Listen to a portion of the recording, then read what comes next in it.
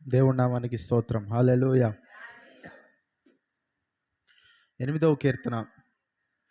యెహోవా మా ప్రభువా, ఆకాశములలో నీ మహిమను కనపరచువాడా, భూమి యందంతటా నీ నామము ఎంత ప్రభావము గలది.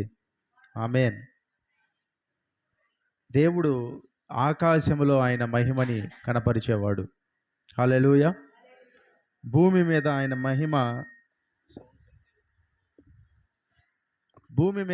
మహిమ ఎంతో ప్రభావము కలిగినటువంటి నామం ఆయనది. హల్లెలూయా. అయితే ఆకాశంలో ఆయన మహిమని కనపరిచేవాడు అంటే ఆయన మహిమ ఆకాశంలో ఎంతో గొప్పగా ఉన్నది. ఆమేన్. హల్లెలూయా. సూర్యుడు, చంద్రుడు, నక్షత్రాలను మనం చూసినప్పుడు ఆయన మహిమ మనకు కనపడుతుంది. హల్లెలూయా. మనం చూస్తే భూమికి సూర్యుడు ఒక్క సెకండ్లో ఉత్పత్తి చేసేటటువంటి వెలుగు ఏదైతే ఉందో అది భూమి మీద ఉన్న మానవులకి జీవితాంతము కన్నా ఎక్కువైనది. హల్లెలూయా. కానీ ఒక్క సెకండ్లో అంత వెలుగుని, అంత తేజస్సుని ఉత్పత్తి చేయగలిగినటువంటి సూర్యుడిని దేవుడు సృజించాడు. ఆమేన్. అంటే ఎంత గొప్ప సృష్టి. హల్లెలూయా. సూర్యుడు మనకి ఎంతో దూరంగా ఉన్నాడు. కానీ ఇక్కడి నుంచి కూడా మనము డైరెక్ట్గా మన కళ్ళతో చూడలేము. అంటే మనకి చూడటానికి కూడా అసాధ్యం, వల్ల పడదు. అలాంటి తేజస్సు కలిగినటువంటి సూర్యుని దేవుడు ఏం చేశాడంట? సృజించారు. అంటే ఆకాశంలో మనం చూస్తే ఆకాశము ఆయన మహిమని చూపిస్తున్నాడు ఆకాశంలో. ఎంత గొప్ప దేవుడు అంటే ఆయన యెషయా గ్రంథంలో అంటారు, ఏమంటారు? ఆయన తన జ్ఞానతో ఆకాశ వైశాల్యాన్ని ఏం చేశాడంట?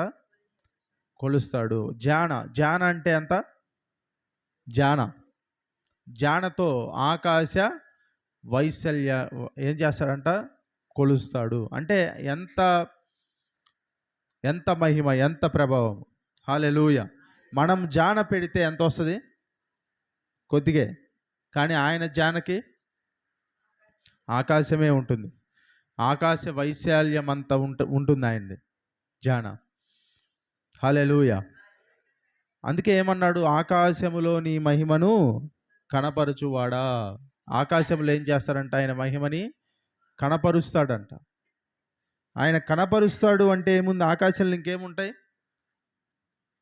నక్షత్రాలు, అలాగే చంద్రుడు లేకపోతే మనకి ఏమవుతుంది?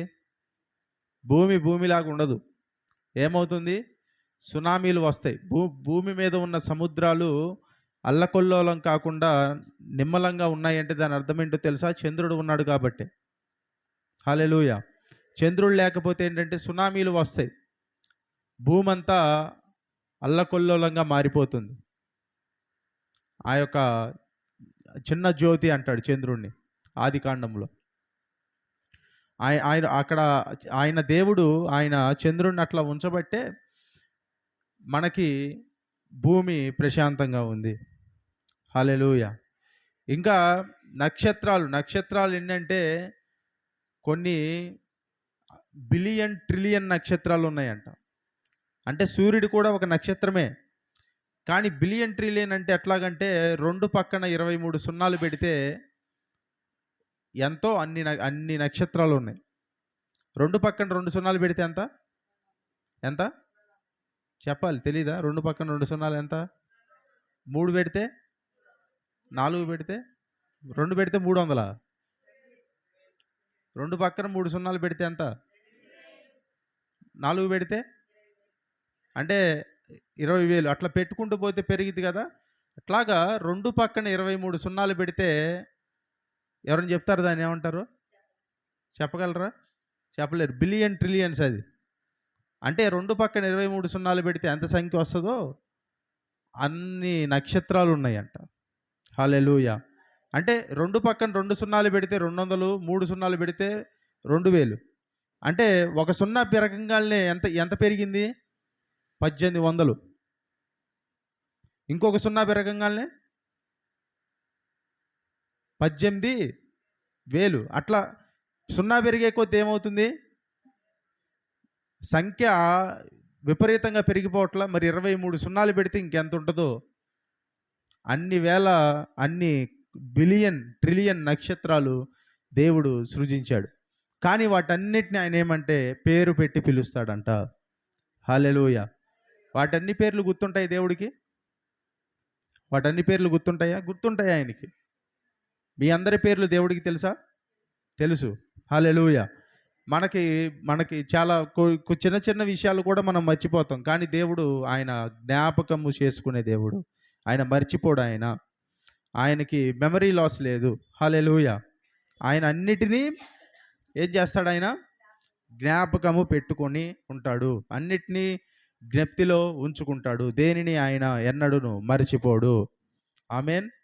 హల్లెలూయా. అందుకే ఏమన్నాడు? ఆకాశంలో నీ మహిమను కనపరుచువాడా. ఆకాశంలో ఏం చేస్తాడంట? ఆయన మహిమని కనపరుస్తాడు ఆయన. ఇంకేమన్నాడు? భూమి అందంతటా నీ నామము ఎంత ప్రభావము గలది. భూమిలో ఏంటంట? దేవుని నామము ఎంతో ప్రభావము కలిగినటువంటి నామము ఆయన నామము. ఆకాశంలో మాత్రమే కాదు, ఆకాశము ఆయన సింహాసనము, భూమి ఆయన పాదపీఠం. మరి ఆకాశంలో మాత్రమే కాదు, భూమి మీద కూడా ఆయన నామము ఎంతో ప్రభావము కలిగినటువంటి నామము. ఏంటి భూమిలో ఏమున్నాయి? భూమిలో సముద్రాలు ఉన్నాయి, అలాగే చెట్లు ఉన్నాయి, కొండలు, పర్వతాలు, లోయలు, ఇవన్నీ ఉన్నాయి. వీటన్నిటినీ కూడా సృజించింది ఎవరు? దేవుడే, మన దేవుడే. హల్లెలూయా. ఇప్పుడు సముద్రము అగాధపు లోతుల్లో కూడా ఆయన చూడగలిగినటువంటి దేవుడు. దావీదు అంటాడు, నేను ఎక్కడికి వెళ్ళినా నువ్వు అక్కడ ఉంటావు నన్ను. ఎందుకంటే ఆయనకేంటంటే సర్వాంతర్యామి. సర్వాంతర్యామి అంటే అన్ని చోట్ల ఉండే దేవుడు. సర్వాంతర్యామి అంటే ఏంటి? అన్ని చోట్ల ఉండే దేవుడు. ఓమ్ని ప్రెజెన్స్ అంటారు. అంటే అన్ని చోట్ల ఉంటాడు ఆయన. ఆయన ఉండని ప్రాంతం అంటూ లేదు. అలాగే ఆయనకేంటి? సర్వజ్ఞాని, సర్వవ్యాప్తి అంటే అంతా తెలుసు ఆయనకి. సర్వశక్తిమంతుడు అంటే అబ్రహాముకి ప్రత్యక్షమయ్యి ఆదికాండం 17వ అధ్యాయం 1వ వచనంలో దేవుడు ఏమంటాడు? చదవండి. అబ్రహాముకు ప్రత్యక్షమయ్యి ఆదికాండం 17వ అధ్యాయం 1వ వచనంలో దేవుడు ఒక మాట చెప్తాడు అబ్రహాముతో. ఏమంటాడంటే, నేను సర్వశక్తి కలిగిన దేవుడను. సర్వశక్తి అంటే శక్తి అంతా ఉన్నది నాకు. నా దగ్గర లేని శక్తి అంటూ లేనే లేదు, అంతా ఉన్నది. అందుకే ఏమంటాడు? దేవునికి నమ్ముట నీ వలనైతే నమ్మువానికి సమస్తము సాధ్యమే. దేవునికి అసాధ్యమైనది ఏదియూ లేదు. హల్లెలూయా. అంటే ఏంటి? All things are possible. అన్ని విషయాలు దేవుడికి సాధ్యమే. అంటే దేవుణ్ణి నమ్మితే మనకు కూడా అన్ని విషయాలు సాధ్యమే. సులభం కాదు, కానీ సాధ్యము. దాని అర్థం ఏంటి? సులభం కాదు, సాధ్యం అంటే చాలాసార్లు దేవుణ్ణి నమ్మిన తర్వాత అన్నీ సులభంగా రావు. అంటే ఈజీగా ఉండదు ఏది, కానీ ఖచ్చితంగా జరుగుతుంది. హల్లెలూయా. అంటే ఈజీగా అయిపోవు పనులన్నీ. పనులు అవుతాయి, ఖచ్చితంగా అవుతాయి, కానీ ఎట్లాగవుతాయి? ఈజీగా అవు. అన్ని విషయాలు దేవుడికి సాధ్యమే. దేవుడికి సులభం కూడా, కానీ సులభంగా చేస్తే దానివల్ల అది వచ్చిన వాల్యూ తెలియదు మనకి. హల్లెలూయా. హల్లెలూయా. కాబట్టి ఏంటంటే ఆయన భూమి అందంతటా ఆయన నామము ఎంతో ప్రభావము కలిగినది. భూమి అందంతటా ఏంటంటే ఆయన నామము ఎంతో ఎంతో ప్రభావం ఉంది ఆయన నామానికి. సముద్రాలకి, కొండలని ఆయన సృజించి, అంటే ఇదంతా ఒక పర్ఫెక్ట్ క్రియేషన్. అంటే ఒక సృష్టి, ఒక పర్ఫెక్ట్ అంటే సంపూర్ణమైన సృష్టి. ఇందులో లోటు ఉంది అని చెప్పి చెప్పటానికి, ఇక్కడ తప్పు ఉంది అని చెప్పి సనగటానికి ఏమాత్రము ఆస్కారము లేనటువంటి ఒక సృష్టిని దేవుడు మన కోసము సృజించాడు. హల్లెలూయా. ఎవరైనా దేవుడికి సలహా ఇచ్చారా ఇంతకుముందు? ఎవరైనా సృష్టిలో ఇది బాగలేదు, ఇలా చేస్తే బాగుంటుంది అని ఇవ్వగలిగారా? ఇవ్వలేదు, ఇవ్వలేరు కూడా. ఎవరైనా ఒక వ్యక్తి ఏదైనా ఒక పని చేస్తే ఆ పనిలో తప్పులు వెతకొచ్చు, ఇది బాగలేదు ఇలా చేయొచ్చు అని చెప్పి సలహా ఇవ్వచ్చు. కానీ దేవుడు చేసిన సృష్టికి సలహా ఇచ్చిన వారు ఎవరైనా ఉన్నారా? ఇది ఇట్లా బాలేదు, ఈ కొండలు ఇట్లా కాదు అట్లా, ఎందుకంటే లేదు. ఇంకా ఆ సృష్టిలో ఉన్నటువంటి రహస్యాలు, ఆ సృష్టిలో ఉన్న అందాలు, ఇంకా వాటిని తెలుసుకోవటానికే ఇంకా చాలా ఉంది, కానీ మనకి తెలిసింది చాలా తక్కువే. హల్లెలూయా. మనకి చాలా విషయాలు తెలియదు. మన భూమి కూడా ఎక్కడ ఉందంటే పూర్తిగా మంచుగా, అంటే పూర్తిగా చల్లగా అయిపోయి మంచుగడ్డలాగా ఫ్రీజ్ అయిపోయే ప్రాంతంలో లేదు. అలాగే సూర్యుడికి దగ్గరగా ఎలాగైతే బాగా ఉష్ణోగ్రత తీవ్రం వల్ల ఆ యొక్క కాలిపోయి దహించిపోయే స్థితిలో లేదు. పర్ఫెక్ట్గా ఒక స్థానంలో దేవుడు దాన్ని ఏర్పరిచారు. హల్లెలూయా. కొంచెం అటు వెళ్ళినా సమస్య, కొంచెం ఇటు వచ్చినా సమస్య. కానీ దేవుడు ఎక్కడ పెట్టాడంటే సరైన ప్రదేశంలో భూమిని ఆయన ఉంచాడు. ఆయన ఏమంటాడు? శూన్యములో భూమిని వేలాడ తీసెను. శూన్యములో అంటే ఏమీ లేదు. హల్లెలూయా. శాస్త్రవేత్తల ప్రకారము మనకి వినపడదు, కానీ స్టార్స్ నుండి, అంటే నక్షత్రాల నుండి ఒక మ్యూజిక్ అనేది వస్తుందంట. శబ్దాలు వస్తాయి, మనకి వినపడవు. అది ఎంతో అద్భుతంగా పాడుతున్నట్టు ఉంటుందంట. హల్లెలూయా. అంటే దాన్ని కూడా దేవుడే సృజించాడు. హల్లెలూయా. అంటే అందుకే అన్నాడు, ఏమన్నాడు? భూమి అందంతటా నీ నామం ఎంత ప్రభావము కలిగినది, ఆకాశంలో నీ మహిమ కనపరిచే దేవుడా. అలాగే ఇక్కడ ఇదే కీర్తనల్లోనే మనం చూస్తే 19వ కీర్తనలో ఏమన్నాడు? 1వ చరణంలో, ఆకాశములు దేవుని మహిమను వివరించుచున్నవి, అంతరిక్షము ఆయన చేతి పనిని ప్రచురము చేయుచున్నది.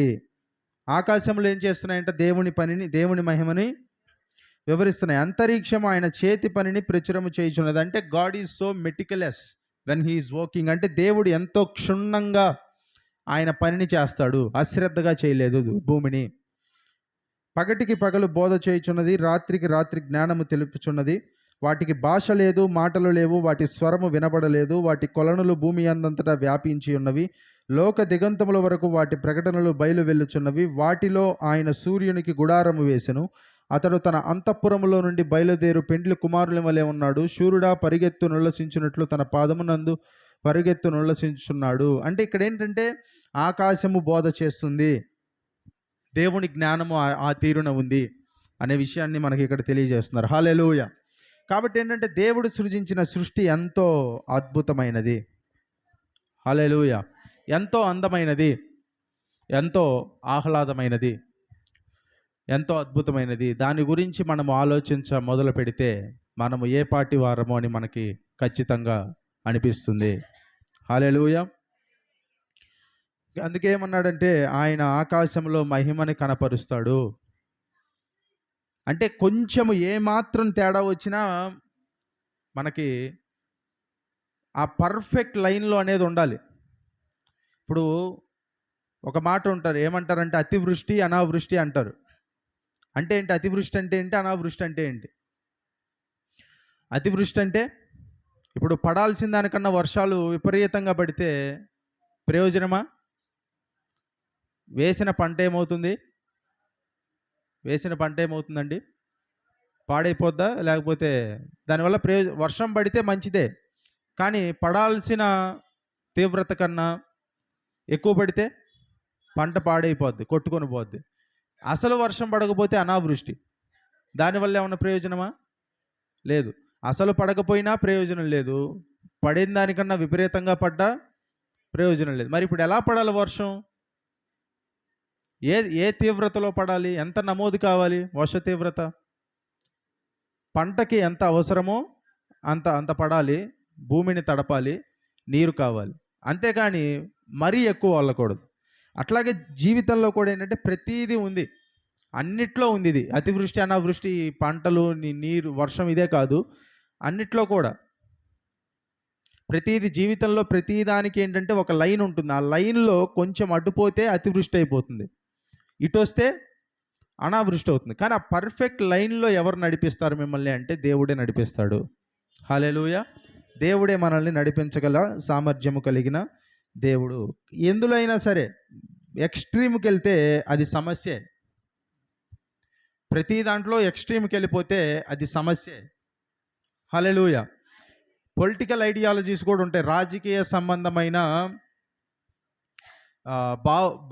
భావాలు ఉంటాయి కొంతమందికి. అందులో కూడా ఎక్స్ట్రీమ్కి వెళ్ళిపోతే అదేంటిది? నష్టమే. సమాజంలో కొంతమంది కొన్ని రాజకీయ భావాలు ఉంటాయి. కొంతమంది ఏంటంటే ఈ సమాజంలో వ్యక్తిగత భావాలు ఉండొద్దని, మీకు తెలుసు ఆ భావజాలం. ఈ సమాజంలో వ్యక్తిగత భావాలు ఉండకూడదని, అందరూ కలిసికట్టుగా ఉండాలని, ఏ ఒక్కరు ధనికులైన వారు ఉండకూడదు, అందరికీ సమానమైన హక్కులు, సమానమైన రాజ్యము, సమానమైన డబ్బు ఉండాలని, ఈ యొక్క కార్పొరేట్ అంటే ఇప్పుడు చేస్తున్నటువంటి ఉద్యోగాలు, ఈ యొక్క సిటీస్ ఏవైతే ఉన్నాయో వీటిల్లో ఉద్యోగాలు ఇవన్నీ కాదు, ఒక మనిషి కేవలము భూమి మీద ఆధారపడి అందరూ కలిసి పండించుకొని అందరూ సమానంగా తినాలి, వ్యక్తిగత స్వేచ్ఛ అనేది, వ్యక్తిగతంగా అభిప్రాయాలు అనేది ఎవరికి ఉండకూడదు, మనం అందరము సామూహికంగా జీవించవలసిన మనుషులము అని చెప్పి ఒక తీవ్రమైన అది మంచిదే. అందరికీ ఒకరికి ఒకరు సహాయం చేసుకోవాలి, ఒకరికి ఒకరు కలిసి ఉండాలి, ఒకరికి ఒకరు సహాయం చేసుకునే తీరులో ఉండాలి. కానీ దాన్ని ఎక్స్ట్రీమ్గా తీసుకెళ్ళిపోతే దాన్ని విపరీతమైన భావజాలానికి తీసుకెళ్తే దానివల్ల కలిగే నష్టం ఏంటంటే వ్యక్తిగత హక్కులకు, వ్యక్తిగత అభిప్రాయాలకు భంగం కలిగించే అవకాశం అనేది ఏర్పడుతుంది. అంటే వ్యక్తిగతం అనేది ఏముండదు ఇక. ఇప్పుడు అది తీసేసి ఇప్పుడు ఇంకొంతమంది ఇండివిజువలిజం అంటే వ్యక్తిగత భావాలకే ప్రాముఖ్యతనిస్తూ, వ్యక్తిగత అభిప్రాయాలనే ప్రజల మీద రుద్దాలని చూస్తూ, వారి స్వార్థం కోసం వారు బ్రతుకుతూ, వారే సమాజంలో ఉండాలి, వారి జీవితాలే సమాజంలో కట్టబడాలి, వారి కుటుంబమే సమాజంలో ఎదగాలి అని వెళ్ళిపోతే, ఇటుపక్క తీవ్రమైన భావజాలానికి వెళ్ళిపోతే అది స్వార్థం కింద మారి సమాజాన్ని ఏం చేస్తుందంటే త్రొక్కివేసే పరిస్థితి ఏర్పడుతుంది. అంటే ఏంటి? ఇటు ఎక్స్ట్రీమ్కి వెళ్తే, వ్యక్తిగతానికి ఎక్స్ట్రీమ్కి వెళ్తే ఇది, ఇటు కమ్యూనిటీ అంటే కమ్యూనిజానికి ఎక్స్ట్రీమ్కి వెళ్ళిపోతే అది తీవ్ర భావజాలం అవుతుంది. కానీ ఆ రెండిటి మధ్యలో ఇటు మన వ్యక్తిగతమైన పరిస్థితులకి తావునిస్తూనే అటు సామూహికమైన పరిస్థితులను కూడా మనం కలుపుకుంటూ సహాయం చేస్తూ ఉంటే అది పర్ఫెక్ట్ బ్యాలెన్స్. హల్లెలూయా. దేవుడు ఏం చేస్తారంటే వాటి మధ్యలో నడిపిస్తాడు మనల్ని. అంటే దేవుడు ఎప్పుడు ఉంటే అటు స్టాండ్ తీసుకోడు, ఇటు కాదు, ఒక పర్ఫెక్ట్ బ్యాలెన్స్. హల్లెలూయా. కాబట్టి ఏంటంటే ఏదైనా ఎవరి భావజాలం వారికి ఉండొచ్చు, ఎవరి రాజకీయ భావజాలాలు వాళ్ళకు ఉండొచ్చు. కానీ దేవుడికి కావాల్సింది ఏంటంటే విపరీత ధోరణులు దేవుడు ఎప్పుడు కోరడు. హల్లెలూయా. చాలామంది విపరీతానికి వెళ్ళిపోతారు, కానీ విపరీతానికి వెళ్ళటం దేవుడికి ఇష్టం లేదు.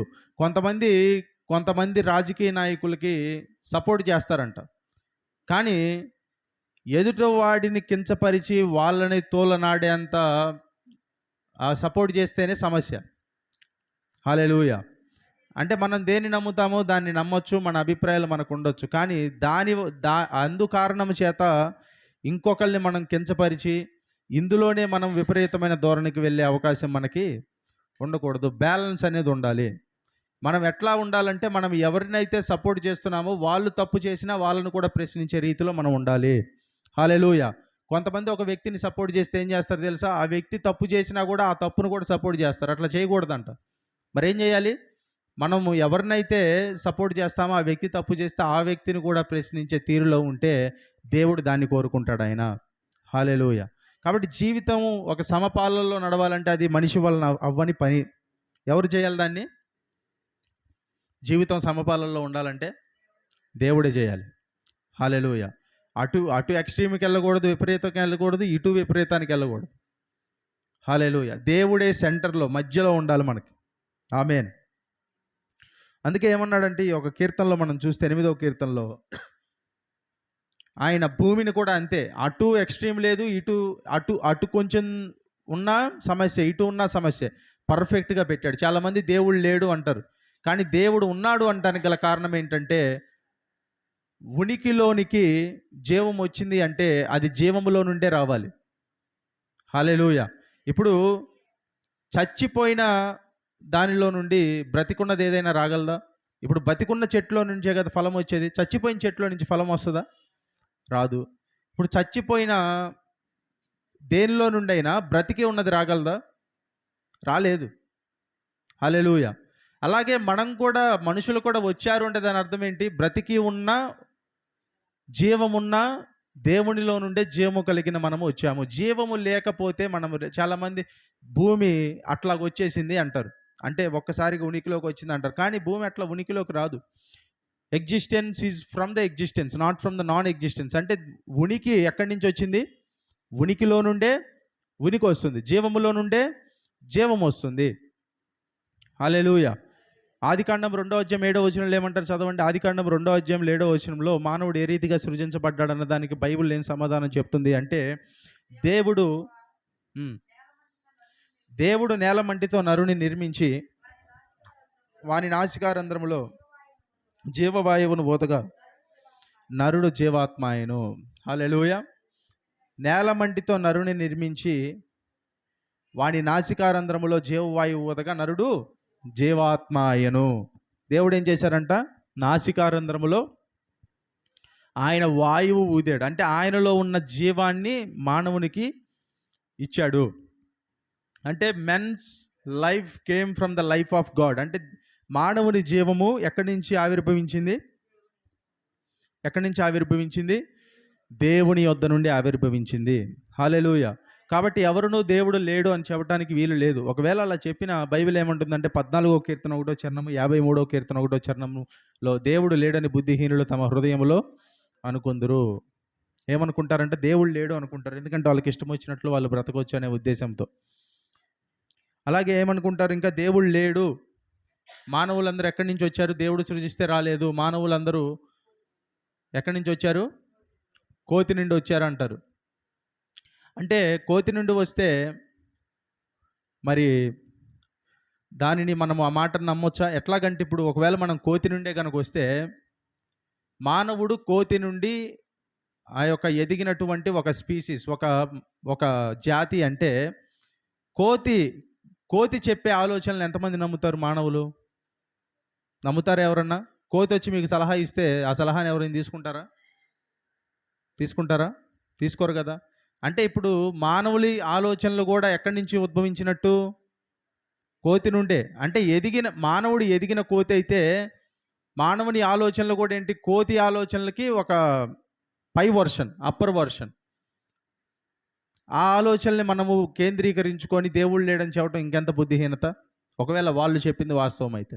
కాబట్టి దేవుడు ఉన్నవాడు. ఆయన ఏమంటాడు? నిర్గమాకాండం 3:14 మోషే అడుగుతాడు, నేను వెళ్ళి వాళ్ళకి ఏం చెప్పాలి అంటే ఇశ్రాయేలీయులకి, I am who I am అంటాడు. అంటే నేను ఉన్నవాడను, అనువాడనై ఉన్నాను, నేను ఉన్నాను అని చెప్పంటాడు. అంటే I'm the God who is existing.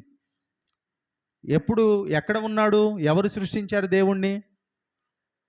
ఎవరు సృష్టించారు? ఎవ్వరు సృష్టించలేదు. ఆయన నిత్యము ఉన్నవాడు. మనలాగా ఆయన జన్మించిన వ్యక్తి కాదు, ఆయన నిత్యము ఉన్నవాడు. ఆయన అంటే ఎప్పుడూ ఉన్నాడు.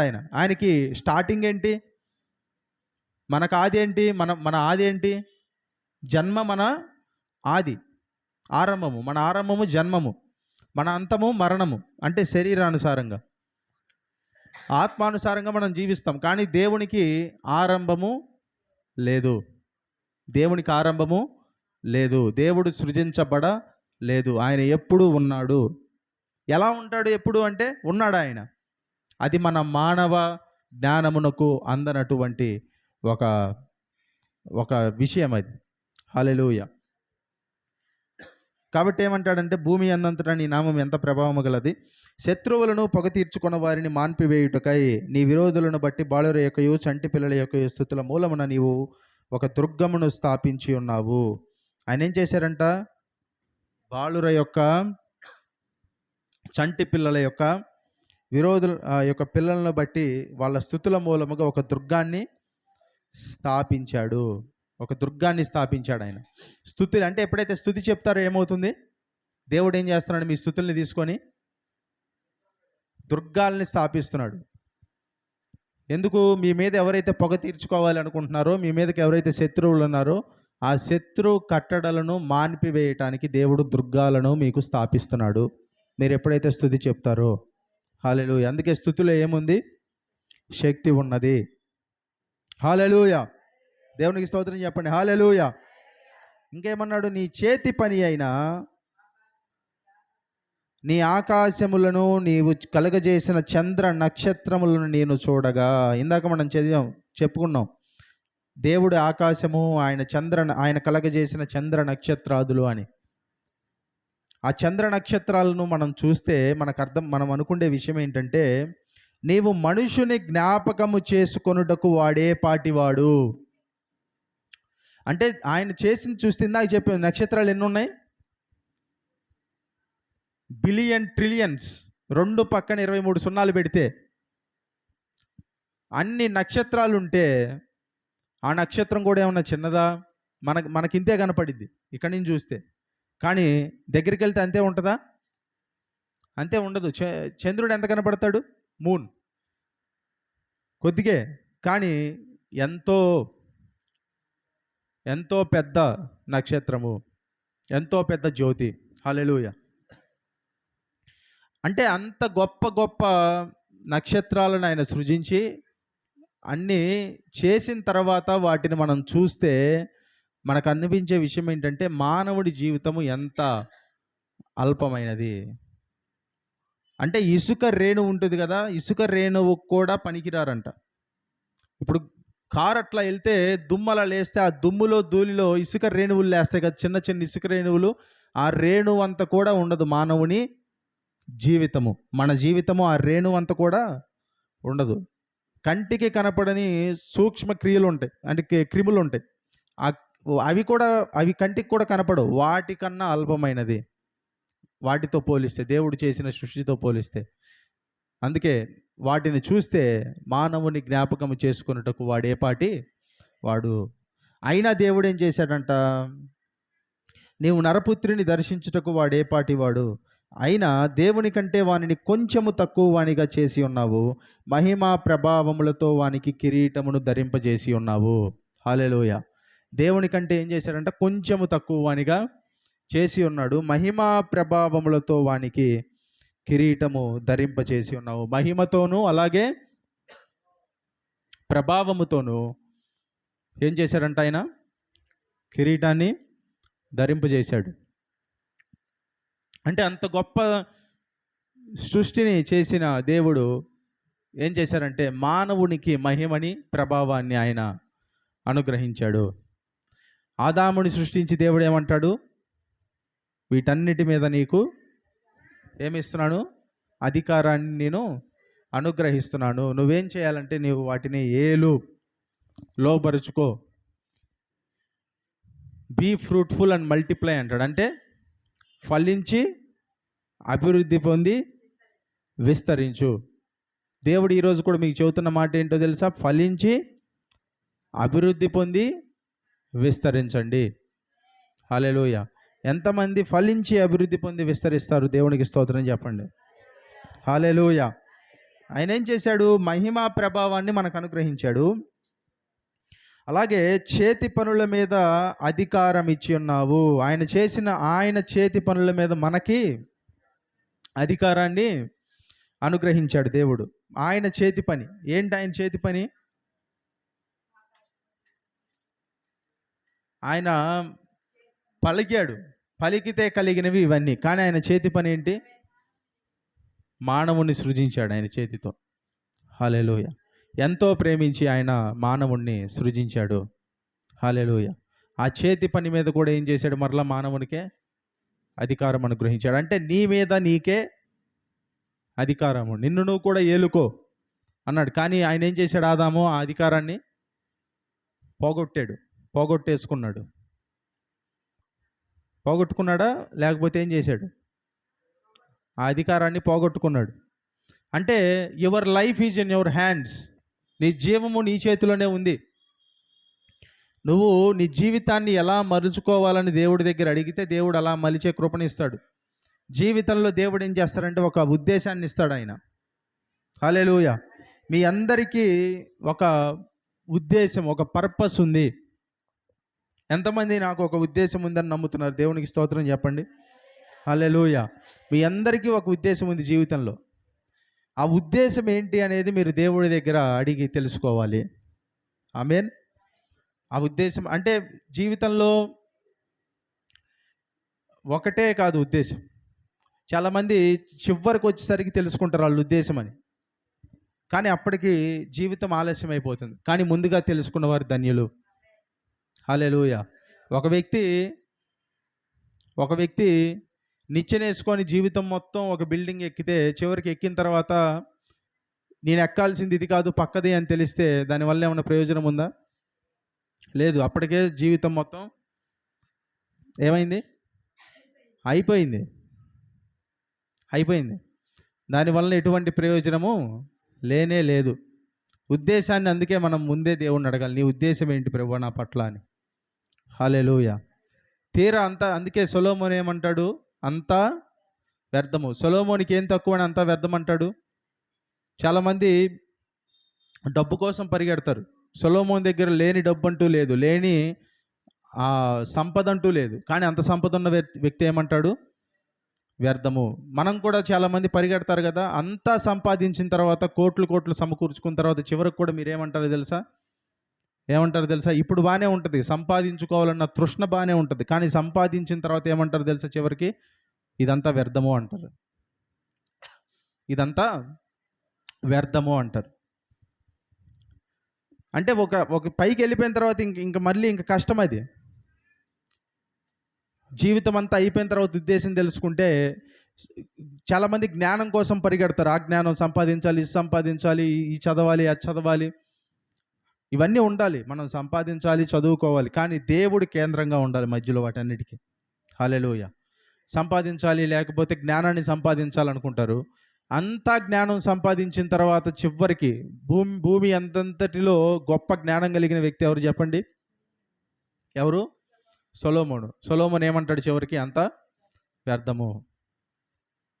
ప్రసంగి గ్రంథం రాసే సమయానికి సొలొమోను ఏ వయసులో ఉన్నాడో తెలుసా? వృద్ధాప్యము. ఎక్కడున్నాడు? వృద్ధాప్యము.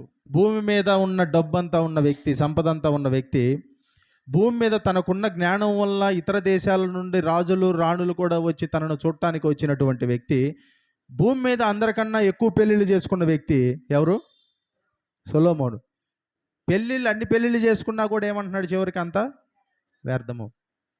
అంటే ఏంటి? ఎందులోనూ మానవ హృదయానికి తృప్తిని కలిగించేటటువంటి అవకాశము లేదు. డబ్బులో లేదు, జ్ఞానములో లేదు, అలాగే పెళ్ళిళ్ళలో శారీరకమైన సంబంధాలలో కూడా లేదు. ఎందులో ఉంది అంటే, మీరు ఇప్పుడు దేవుడి దగ్గరికి వచ్చి కూర్చున్నారు కదా, ఇందులోనే మీ హృదయానికి తృప్తి. హల్లెలూయా. మీ ఉద్దేశం ఇందులోనే ఉంది. హల్లెలూయా. దేన్ని పరిగెత్తినా చూడండి, చాలామంది సెలబ్రిటీస్ని చూసి, వాళ్ళని చూసి, వీళ్ళని చూసి వాళ్ళ జీవితం ఎంత బాగుంది, వాళ్ళు కారుల్లో తిరుగుతున్నారు, వాళ్ళలాగా ఒక్కరోజు బ్రతికినా చాలా బాగుంటుంది కదా అనుకుంటారు. కానీ వాళ్ళ గదుల్లో ఉండి వాళ్ళు ఎంత ఏడుస్తున్నారు, ఎంత కుమిలిపోతున్నారో మనకెవరికి తెలియదు. ఎందుకు? దానిలో వాళ్ళకి సంతృప్తి దొరకట్లేదు. అందుకే 127వ కీర్తనలో ఏమన్నాడు? 127వ కీర్తనలో, యెహోవా ఇల్లు కట్టించిన ఎడల దాన్ని కట్టువాని ప్రయాసము వ్యర్థమే, యెహోవా పట్టణమును కాపాడని ఎడల దాన్ని కావలి కాసేవాడు మేలుకొనుండుట వ్యర్థమే. మీరు వేకువనే లేచి చాలా రాత్రి అయిన తర్వాత పండుకొనుచు కష్టార్జితమైన మీ ఆహారము తినుచుండుట వ్యర్థమే. ఎందుకంటే తన ప్రియులు నిద్రించుచుండగా ఆయన వారికి ఇచ్చుచున్నాడు. దేవుడు ఎప్పుడు ఇస్తున్నాడంట? పని చేసేటప్పుడు కాదంట. ఎప్పుడు? నిద్రించినప్పుడు. చాలామంది ఉదయాన్నే లేచి రాత్రి అయిన దాకా పనిచేసి కష్టపడి పడుకుంటే దానివల్ల ఏమైనా ప్రయోజనం ఉందా? ప్రయోజనం ఏమీ లేదు. రోజు కొన్ని గంటలే పనిచేసి దేవుణ్ణి ఆధారంగా పెట్టుకుంటే రోజుకి 24 గంటలు పనిచేసేవాడి కన్నా మీకే ఎక్కువ ఆశీర్వాదం ఉంటుంది. ఎందుకంటే దేవుడు మీకు మధ్యలో మీరు దేవుడికి ప్రాధాన్యతని ఇచ్చారు కాబట్టి. హల్లెలూయా. ఎంత సంపాదించినా అది ఆశీర్వాదం కాదు. దేవుడిచ్చే ఆశీర్వాదమే ఆశీర్వాదము. యెహోవా ఇచ్చే ఆశీర్వాదమే నిలుస్తుంది. హల్లెలూయా. మీరు 8 గంటలు పనిచేసి 8 గంటలు కుటుంబంతో గడిపి 8 గంటలు నిద్రపోతే అదే మీకు ఆశీర్వాదం. దేవుడితో గడిపి దేవుడిని సెంట్రల్ మధ్యలో పెట్టుకుంటే. కానీ 16 గంటలు పనిచేసి 8 గంటలు నిద్రపోతే దానివల్ల ప్రయోజనం లేదు. హల్లెలూయా. దానివల్ల ప్రయోజనం లేనే లేదు అని దేవుడు తెలియజేస్తున్నాడు. ఒక చనిపోయే వ్యక్తికి దగ్గరికి వెళ్ళి మీరు అడగండి, ఎవరైతే బెడ్ మీద పడుకొని ఉంటారో, మరణానికి సిద్ధంగా ఉండి రేపో మాపో పోతాను అన్నట్టు ఉంటారు కదా, వాళ్ళని మీరు అడిగితే మీకు జీవితంలో ఏం కావాలి ఈ సమయంలో అని అడిగితే ఎక్కువ మంది చెప్పే సమాధానం ఏంటో తెలుసా? ఇప్పుడు నీకు నేను ₹1,00,00,000 ఇస్తాను అంటే వాళ్ళు ఆనందపడతారా? చచ్చిపోవటానికి సిద్ధంగా ఉన్నవాడు ఆనందపడ్డు. లేకపోతే ఇంకా నీకేం కావాలి చెప్పు అని చెప్పి వాడికి కావాల్సింది ఇష్టమైనవి శరీర సంబంధమైనవి ఏవైనా ఇస్తానన్న ఆనందపడరు. కానీ వాళ్ళు దేని గురించి ఎక్కువ చింతిస్తారు అంటే, ఇప్పటికిప్పుడు నీకు జీవితాన్ని ఇస్తాను అంటే వాళ్ళు మరలా వాళ్ళ జీవితాన్ని దేనికి వాడతావు అని వాళ్ళని అడిగితే అందరూ చెప్పే సమాధానం ఏంటో చెప్పమంటారా? డబ్బు సంపాదించడానికి వాడతానని ఒక్కళ్ళు చెప్పరు. దేనికి వాడతానని చెబుతారు తెలుసా? నా కుటుంబంతో సమయాన్ని గడపడానికి వాడతాను అని చెబుతారు. హల్లెలూయా. ఎందుకు? బతికున్నంత కాలం కుటుంబంతో సమయం గడపకుండా డబ్బు కోసం పరిగెత్తి చచ్చిపోయే స్థితికి వచ్చినప్పటికీ, అంటే చావు ముఖం మీదకి వచ్చినప్పుడే మనకి జీవితంలో ఏది ప్రాముఖ్యమైనదో అప్పుడే తెలుస్తుంది. హల్లెలూయా. దేవుడు ప్రాముఖ్యమైన వాడు అని మనం ఎంత మొత్తుకున్నా ఎంతమంది చెప్పినా మనకి జీవితంలో ఇట్లా ఉన్నాం కాబట్టి ఏంటంటే అంటే మొద్దుబారిపోయింది అంతా. కానీ చావు ముఖం మీదకి వచ్చినప్పుడు ఆ సెన్సెస్ అన్నీ మళ్ళీ ఒక్కసారి తెరుచుకున్నప్పుడు మనకేం అర్థమవుతుందంటే, దేవుడు ప్రాముఖ్యమైన వాడు, నా కుటుంబం ప్రాముఖ్యమైనది. మిస్ప్లేస్డ్ ప్రియారిటీస్ అంటే తప్పుగా నేను పెట్టుకున్న ప్రాధాన్యతలన్నీ, జీవితం మొత్తం మనం పెట్టుకున్న ప్రాధాన్యతలన్నీ మన కంటి ముందు కనిపిస్తాయి. హల్లెలూయా. మనం పరిగెత్తిన పరుగులు, డబ్బు కోసం పరిగెత్తిన పరుగులు, ఆనందం కోసం పరిగెత్తిన పరుగులు, ఇవన్నీ మన జీవితంలో కనిపిస్తాయి. హల్లెలూయా. ఆనందం కోసం ఎక్కడికో పరిగెత్తాల్సిన అవసరం లేదు, సంతోషం కోసం ఎక్కడికి వెళ్ళాల్సిన అవసరం లేదు. దేవుడు ఉన్న పాటునే మీకు ఆనందాన్ని ఇస్తాడు. హల్లెలూయా. చాలామంది ఆనందము, సంతోషము, డబ్బు సంపాదిస్తే బాగుంటుంది, అది ఉంటే బాగుంటుంది, ఇది ఉంటే బాగుంటుంది అని పరిగెడతారు. కానీ అసలు నిజంగా సాయంత్రం అలా నడుచుకుంటూ వెళ్తున్నప్పుడు, ఆ సూర్యుడు అలా అస్తమిస్తున్నప్పుడు, అట్లా పక్షులు అలా వెళ్తున్నప్పుడు దాన్ని చూస్తే మనసుకు ఆహ్లాదంగా ఉండదు? మనసుకు ఆహ్లాదంగా ఉంటుంది. కానీ ఇప్పుడు చాలామందికి లేదు. ఎందుకో తెలుసా? వాళ్ళ ప్రాధాన్యత వీటిని గమనించేంత టైం కూడా వాళ్ళకి లేదు. అట్లా పొద్దున్నే అలా నడుచుకుంటూ వెళ్తున్నప్పుడు, ఓకే, అట్లా సూర్యుడు అట్లా లేస్తున్నప్పుడు మంచు, ఒక పువ్వు పైన ఒక మంచు అలా కనపడితే దాన్ని చూస్తే ఏమనిపిస్తుంది చెప్పండి? కొంచెం మనసుకు ఆహ్లాదంగా అనిపించదు? కానీ ఇప్పుడు చూస్తే మనకెవరికి అనిపించదు. ఎందుకో తెలుసా? దానిని గమనించి దానిని ఆస్వాదించేంత సమయం కూడా మనకి లేదు. సంతోషంగా ఉండటము అనేది అది పెద్ద కష్టమైన విషయం కాదు. హల్లెలూయా. దేవుడు సృష్టించిన సృష్టిలో పక్షులు పాడుతున్నప్పుడు వింటే అది సంతోషం. సూర్యుడు అస్తమిస్తున్నప్పుడు అక్కడ ఉండేటటువంటి ఆ ప్రకృతి, అది ఒక సంతోషం. చిన్నపిల్లవాడు నవ్వుతున్నప్పుడు వాడి నవ్వును చూస్తే మనకు వచ్చే సంతోషం, అదే సంతోషం. హల్లెలూయా. కానీ ఇవన్నీ చూస్తే ప్రజలకు ఏంటంటే ఇప్పుడు సంతోషం లేదు చాలామందికి. ఒకప్పుడు ఉండేది.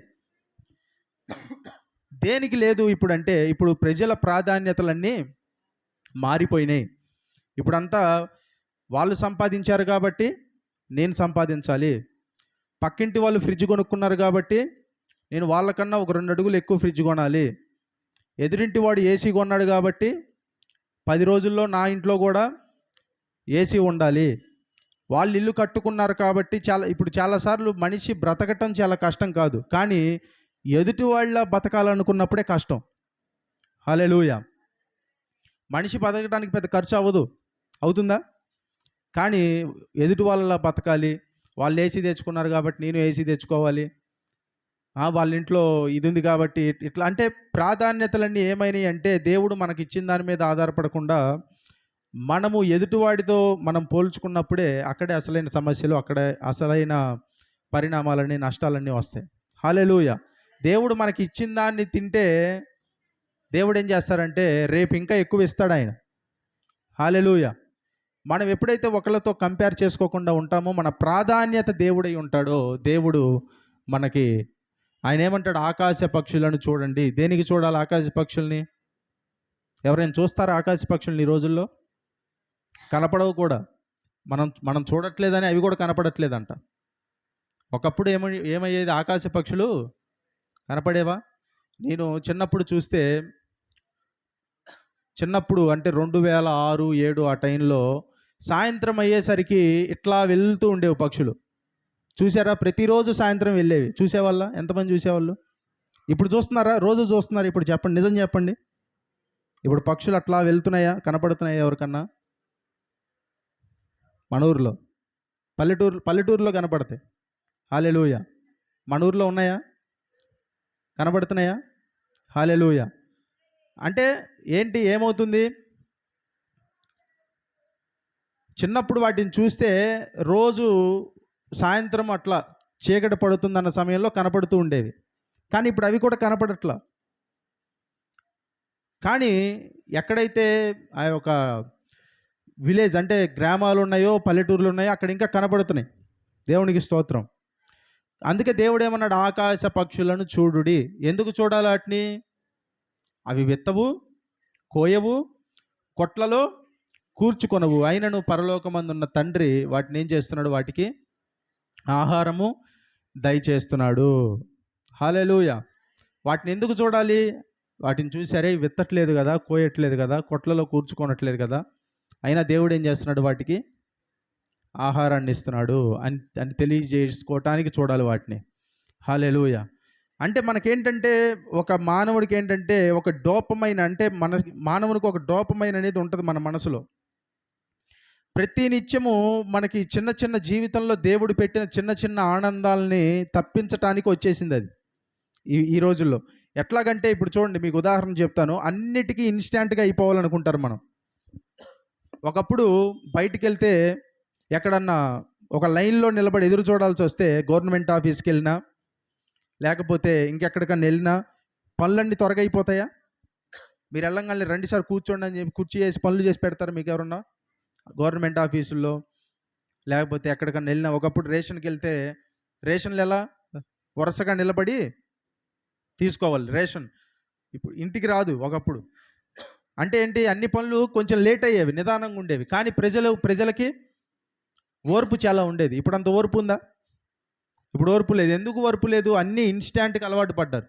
అంటే ప్రతిదీ తక్షణమే దొరుకుతుంది. ఇప్పుడు ప్రతిదీ ఏమవుతుంది? తక్షణమే దొరుకుతుంది. దొరకట్లేదా తక్షణమే? ఒకప్పుడు అన్నీ చేసుకోవాలి, కొంచెం కొంచెం టైం పట్టేది అన్నిటికీ.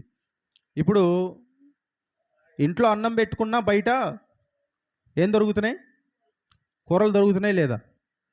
కర్రీస్ పాయింట్ అంటారు, బయట కూరలు దొరుకుతాయి, అవి తెచ్చుకుంటారు, అవి తింటారు.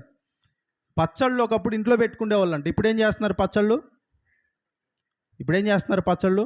అవి కూడా కొనుక్కొచ్చుకుంటున్నారు. చపాతీలు ఇంట్లో రుద్దుకునేవాళ్ళు, ఇప్పుడు బయట ప్యాకెట్లు ఉన్నాయి, చపాతీ ప్యాకెట్లు. తెలుసా? చపాతీ ప్యాకెట్లు తెచ్చుకున్నారు ఎవరన్నా? తెచ్చుకుంటారు కదా. అంటే అన్నీ బయటే.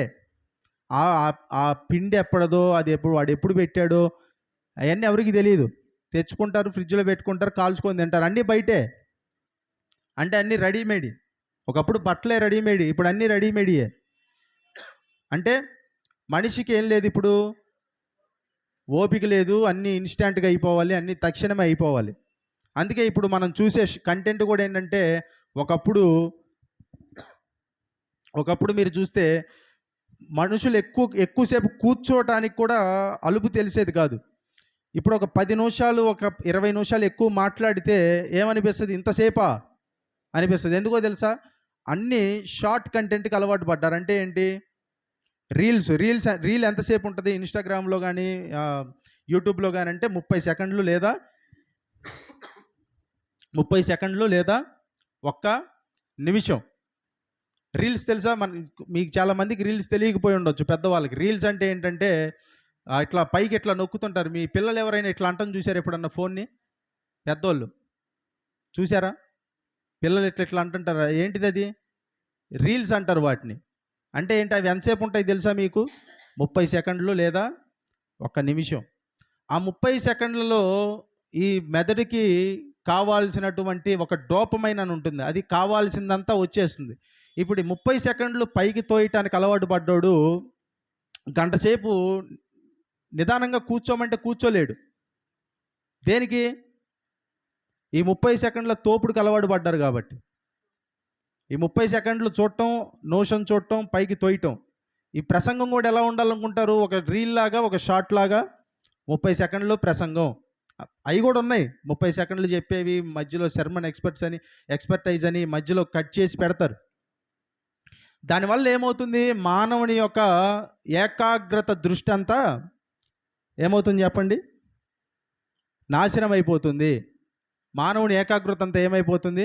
నాశనం అవుతుంది. ఒక 5 నిమిషాలు అట్లా కూర్చోగానే మనం ఏం చేస్తామంటే ఫోన్ చెక్ చేసుకుంటాం.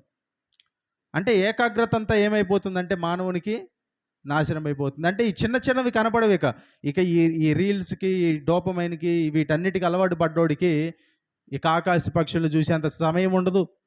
పువ్వు మీద యొక్క పడిన మంచును చూసి ఆనందించేంత సమయం ఉండదు. ఆ పక్షుల కిలకిల రావాలంటారు కదా, వాటిని విని ఆనందించేంత సమయం ఉండదు. ఇవన్నీ ఏదో ఒక బ్యాక్గ్రౌండ్ నాయిస్. ఇవన్నీ జీవితంలో సంతోషాన్ని తెచ్చేదిగా ఉండవు. హల్లెలూయా. ఒకప్పుడు పిల్లలు ఏం చేసేవాళ్ళు? ఒక కట్టెకి రెండు వైపులా కొబ్బరి బొండాలు పెట్టి ఏం చేసేవాళ్ళు? నెట్టుకుంటూ పరిగెత్తేవాళ్ళు. అదే ఆనందం అప్పుడు. అదే వాళ్ళకి ఒక పెద్ద బండి, అది గాలిపటాలు ఎగరేయటం, ఇవన్నీ ఉండేవి కదా చిన్నప్పుడు. ఇంకా రకరకాలైనవి. ఇప్పుడేంటి? ఇప్పుడు ఎవడన్నా ఒక పిల్లోడిని అది పెట్టుకొని నెట్టం చూసారా మీరు ఈ మధ్యకాలంలో? ఒక టైర్ పెట్టుకొని తన్నుకుంటూ పోయే పిల్లోడిని ఎవరు నేను చూసారు మీరు ఈ మధ్యకాలంలో? చూడరు, కనపడరు. ఎందుకంటే టైర్ని దన్నట్ల ఇప్పుడు రీల్స్ని అంటున్నారు ఇట్లా. అంటే ఏంటంటే చిన్న చిన్న ఆనందాలకి దేవుడు దూరంగా ఎవరిని ఉంచడు. హల్లెలూయా. జీవితంలో ఆనందము ఎక్కడో వెతుకుతారు వెళ్ళి, కానీ ఎక్కడో లేదు. మన ఇంటి పక్కనే ఉంది ఆనందం, మన ఇంట్లోనే ఉంది ఆనందం. మనం ఆకాశాన్ని చూసినప్పుడు దేవుడు కలగజేసిన సృష్టిలోనే ఆనందం ఉంది. హల్లెలూయా. దేవుడు మనకిచ్చిన ఉద్దేశం కూడా ఎక్కడుందో తెలుసా? దేవుడు మన కొరకు ఒక ఉద్దేశాన్ని ఉంచాడు. ఆ ఉద్దేశం కూడా ఏంటంటే మన జీవితంలో దేవుణ్ణి మహిమపరచడమే దేవుని ఉద్దేశము. హల్లెలూయా. ఆ ఉద్దేశం అంటే ఒక్కొక్కరికి ఒక్కొక్కటి ఉంటుంది. ఒక వచనం చదవండి, తర్వాత ప్రార్థన చేద్దాం. ఎఫెసీయులకు రాసిన పత్రిక 2వ అధ్యాయము 9-10 వచనాలు చదవండి.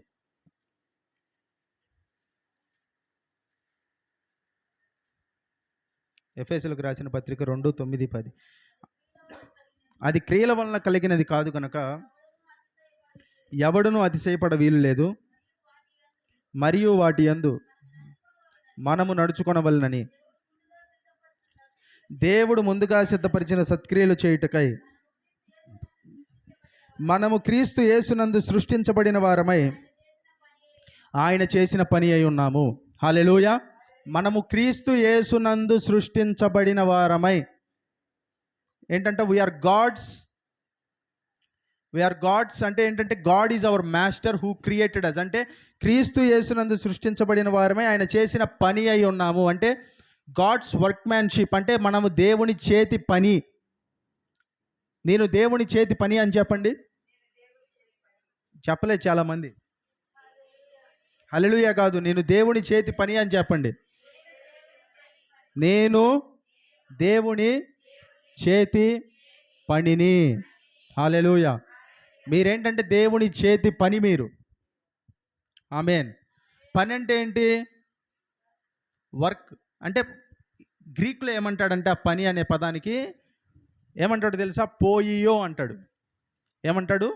పోయియో. చెప్పండి. పోయియో కాదు, పోయియో. అంటే పోయం అనే పదం విన్నారా? పోయం ఎంతమందికి తెలుసు చెప్పండి? పోయం తెలుసు కదా. పోయం అంటే ఏంటి? కవిత్వము. చెప్పండి.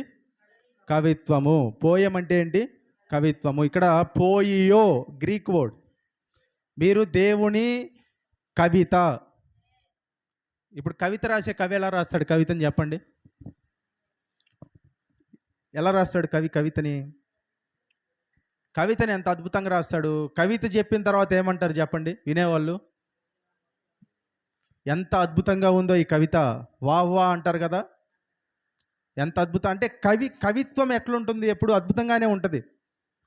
కవిత్వం రాసే కవి కూడా ఏదో పిచ్చి పిచ్చిగా రాసి చదవడు. ఎంతో ఆలోచన పెట్టి, ఎంతో తీవ్రంగా ఆలోచించి, కొన్నిసార్లు ప్రకృతిలో ఉన్నవి వాడుకొని ఎంతో అలంకారాలతోనూ, ఇంకా అతిశయోక్తులతోనూ, రూపకాలంకారం, ఇంకా అలంకారాలు చాలా ఉంటాయి, ఇంకా చాలా ఉంటాయి కదా.